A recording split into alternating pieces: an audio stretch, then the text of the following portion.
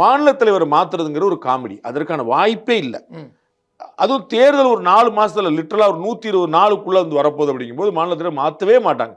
அப்படி உங்களுக்கு பிஜேபி எப்படி இயங்குங்கிறத உங்களுக்கு நான் சொல்லி புரிய வைக்கிறேன்.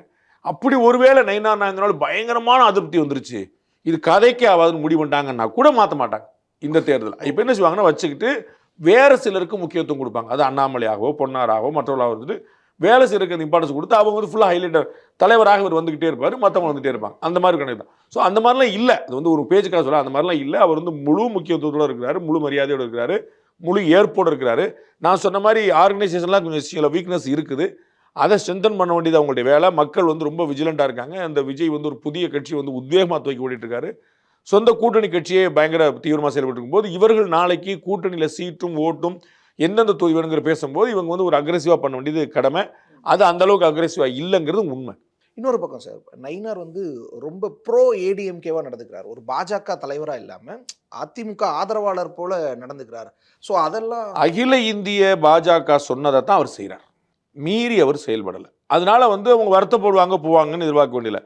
திரு அண்ணாமலை அவர்களே திருநெல்வேலியில் பூத் கமிட்டி கூட்டத்தில் வந்து திரு எடப்பாடி பழனிசாமியை உயிரை கொடுத்து முதலமைச்சர் ஆக்குவோம், அவ்வளோ போராடணும் அப்படிங்கிற வார்த்தை பயன்படுத்தினார்.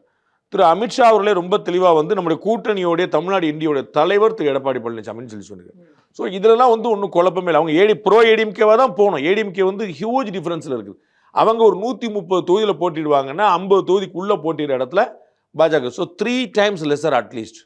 ஓகே, அப்போ நீங்கள் அப்படித்தானே இருக்கும். அப்போ வந்து பிஜேபி வந்து பார்ட்னர் தான். நோ டவுட் தமிழ்நாட்டில் அது எல்லாருக்குமே தெரியுமே. அகில இந்தியாவில் பாஜக பெரிய கட்சி, மாநிலத்தில் அதிமுக. யார் மறுத்தா?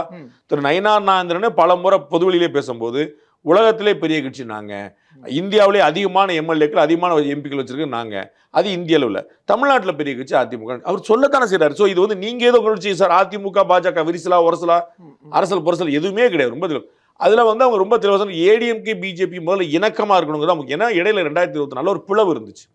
அப்போ அது ஜெல்லானுங்கிறக்காக தான் முதல்ல இந்த அலையன்ஸ். இன்னும் வேற எந்த யாரும் அலையன்ஸ் இல்லை. திரு வாசன் அவர்களை தவிர இந்த என்டிஏல யார் இருக்காங்க எந்த உறுதியும் இல்லை இப்போ வரைக்கும்.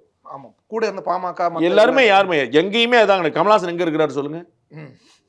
எல்லாருக்குமே அதாங்க. தேமுதிக எங்கே போகும்னு சொல்லுங்க? எல்லாருக்குமே அது எந்த இடமும் முடிஞ்சிச்சு. அவங்க தேமுதிகவோ அம்மா மக்கள் முன்னேற்ற கழகமோ விஜய் கூட போயிட மாட்டாங்கன்னு சொல்ல முடியுமா? ஸோ எந்த கூட்டணியும் உறுதியாளர். இங்கே நான் சொல்ல வந்த பாயிண்ட் என்ன, 2024 ஒரு மிஸ் அண்டர்ஸ்டாண்டிங் ஒரு கேப் இருந்ததுனால அதை பேட்ச் பண்ணுறதுக்காக தான் முதல்ல அலைன்ஸ் வச்சுட்டாங்க. அப்போ தான் இந்த டஸ்ட்லாம் செட்டில் ஆகும், பேசி தீர்த்து வந்து போய் அண்ணாமலை உங்களை சொன்னார், எடப்பாடி இப்படி சொன்னாருன்னு பழைய கேள்விக்கெல்லாம் பதில் தேடி அடுத்த கட்டத்துக்கு நகரும்.